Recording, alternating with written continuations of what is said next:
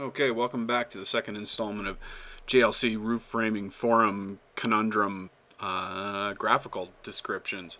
Um, this is the irregular plan angle problem thread where we have two roofs meeting at a 120 degree eave angle with 20 and 40 degree roof slopes. So what I'll start by doing is drawing a line that represents the first eave at 12 feet.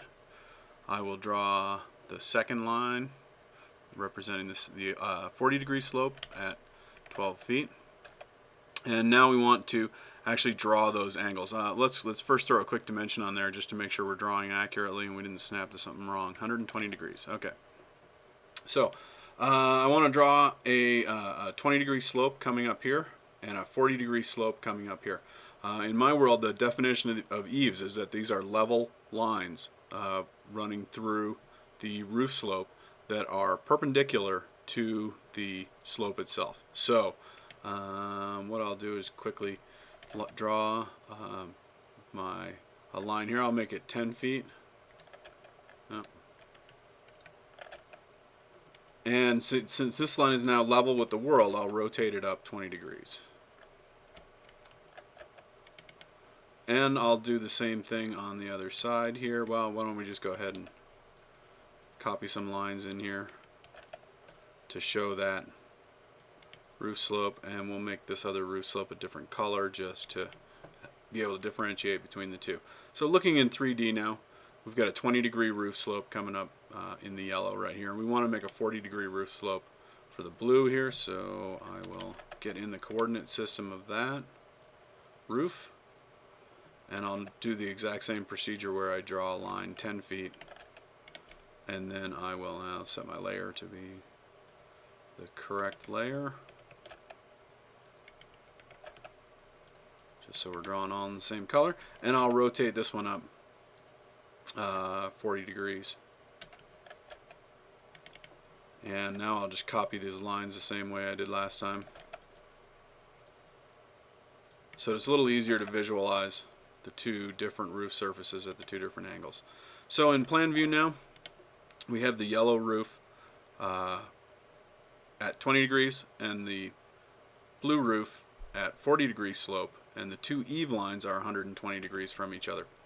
So what we really want to do is find out the intersection point where this upper boundary on either this 20 degree roof intersects the 40 degree roof, or the upper boundary of the 40 degree roof intersects the 20 degree roof. Chances are one of the two will intersect. So what I'll do is just erase some of our extra lines here to make it a little more clear, and I'll get back into a view that looks at this true roof slope sectioned or square to it, so we see the actual slope. And I will do that here, and now I will, oh, I got myself a little turned around. What I want to do is see the intersection of this upper boundary where it hits my roof slope. So I'll go to the side view there and extend that upper boundary to where it meets, and now I've created the hip intersection there.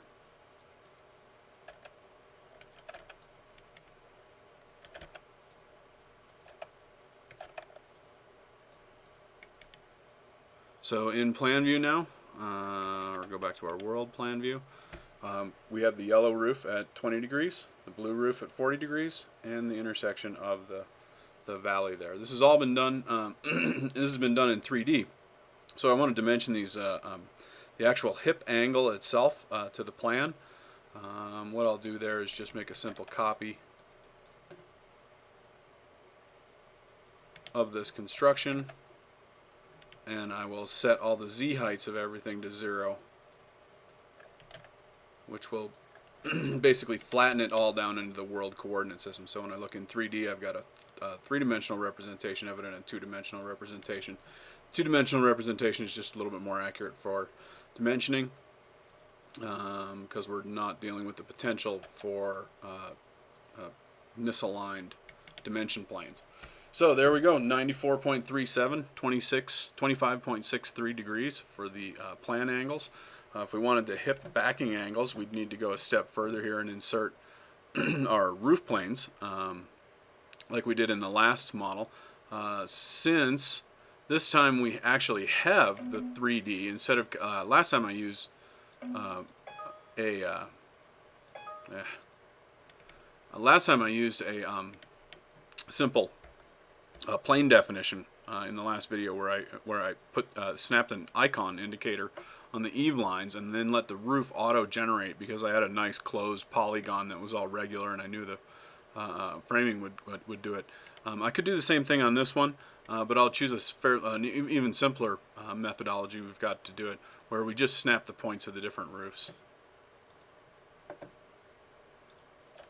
So there's my one roof, and I'll give the next one a name of B, and here's my second roof. There are my two roof planes. We'll go back into plan view and we can do the same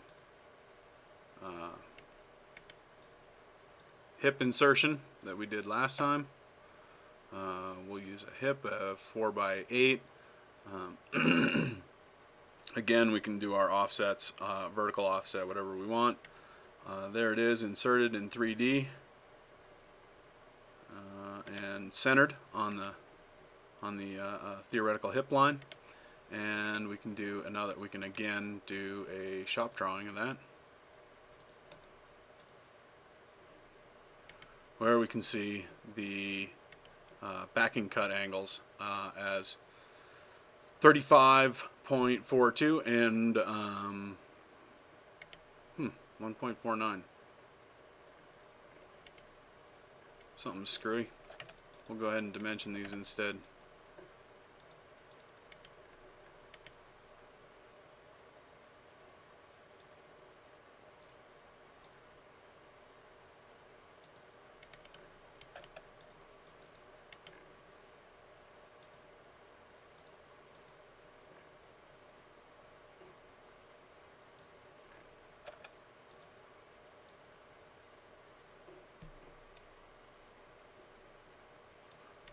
And so we've got, excuse me, backing angles of 54 degrees and 36.9 degrees.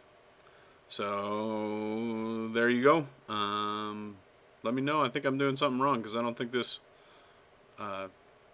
is worth 7 pages of discussion. Thanks.